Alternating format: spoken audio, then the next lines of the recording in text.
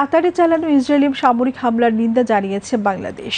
একই সঙ্গে এই বিষয়ে জাতিসংঘ সহ আন্তর্জাতিক মহলের কার্যকর পদক্ষেপের আহ্বান জানানো হয়েছে। আজ পররাষ্ট্র মন্ত্রণালয় থেকে পাঠানো এক প্রেস বিজ্ঞপ্তিতে নিন্দা জানানো হয়। এতে বলা হয়, বাংলাদেশ সরকার কাতার রাষ্ট্রের বিরুদ্ধে সাম্প্রতিক ইসরায়েলি সামরিক আগ্রাসনকে দৃঢ়ভাবে নিন্দা জানাচ্ছে। এ ধরনের কার্যক্রম কাতারের সার্বভৌমত্ব ও ভৌগোলিক অখণ্ডতার পাশাপাশি আন্তর্জাতিক আইন ও জাতিসংঘ সনদের সুস্পষ্ট লঙ্ঘন।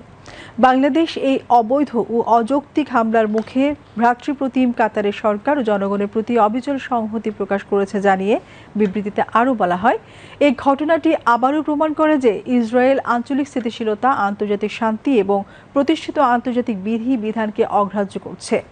এ ধরনের কর্মকাণ্ড বৈশ্বিক শান্তি ও নিরাপত্তার প্রচেষ্টাকে ব্যাহত করছে। বাংলাদেশ আন্তর্জাতিক সম্প্রদায়কে, বিশেষত জাতিসংঘ ও সংশ্লিষ্ট পক্ষসমূহকে যথোপযুক্ত পদক্ষেপ নেওয়ার আহ্বান জানায়, যাতে দায়বদ্ধতা নিশ্চিত হয় এবং আন্তর্জাতিক আইন ও জাতিসংঘ সনদের প্রতি সম্মান বজায় থাকে।